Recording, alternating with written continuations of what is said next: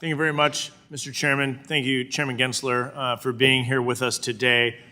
This summer, I asked Director Girding about the SEC staff, about whether or not the SEC staff conducted legal analysis of shareholder proposals. And Director Girding seemed to have a tough time answering the question, and I walked away understanding that the SEC does not conduct much, if any, legal analysis of a shareholder proposal. That's troubling to me, because I think that would be one of the roles of the SEC, in particular, following the SEC's review of the particular Traveler shareholder proposal, the racial equity audit, that I think could have driven that company to be forced to engage in illegal behavior. And so asking you if you could give me a clear answer, does the SEC conduct legal analysis of shareholder proposals? In preparation for the hearing, I watched your testimony between Director Girding and you.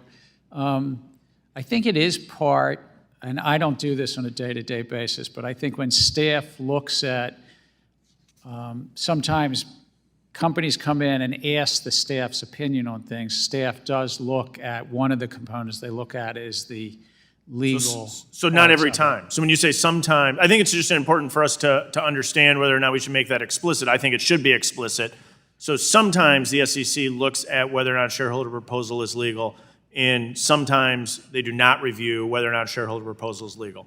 As I understand it, I believe it's one of the components of the review, but I'd be glad to have staff work with your staff and get you the details of the. I'd like you to. I mean, the fact that you reviewed it in advance of this committee hearing, which I appreciate the amount of time and effort you put into preparing for a hearing, but you don't have an answer specifically whether or not the SEC conducts a legal review, not even a legal opinion, but just a legal review on each shareholder proposal, to me, would be a baseline review for the SEC. I'm here saying I believe that it's part of the review, but I don't know if it's on every shareholder proposal, because it depends on the nature of the shareholder proposal, of course. Okay. I'd like you to come back with that information about the process in which you review shareholder proposals in light of probably two key things. One is we brought in the two largest proxy advisors, ISS and Glass Lewis, and they specifically said on the record that they do not conduct a review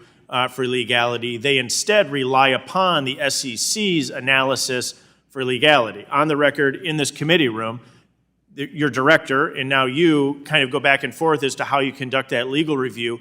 I think it's really important for us as policymakers to understand whether or not anyone, the SEC or proxy advisors, which may not be under, we can get to how they're registered with the SEC, but who's conducting the legal review, because it has a significant impact on companies. And if we build upon that and we look at the staff legal bulletin 14L, we've seen a dramatic increase in the number of shareholder proposals.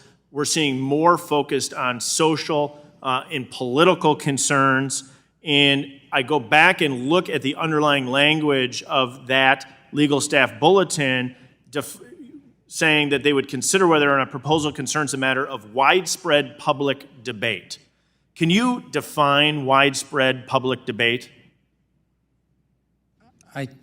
I think, sir, that it's really, and this goes back all the way back to the 1960s, of shareholder proposals, that investors can make shareholder proposals on the term you used, on wide scale. Widespread public debate is your legal staff bulletin. And that goes back many decades. But can you define it? I understand there's a history to it, I understand, but the legal staff bulletin came out under your chairmanship. Can you define the term widespread public debate?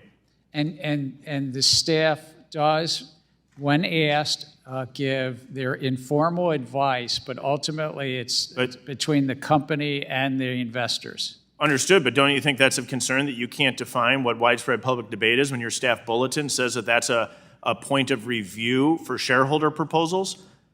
I'll offer you that it concerns me, in particular in light of the dramatic increase in the number of shareholder proposals we've seen that are based on social and political objectives rather than governance of the nation's largest companies. See if I can get this in really briefly. We've discussed your use of email. You've had an aggressive enforcement campaign on off-channel communications for financial firms. Have you used anything other than official SEC resources to conduct your government business? No, I comply with the laws, but I also, if somebody sends me an email, then I forward it into the SEC. Thank you very much for your time. I yield back.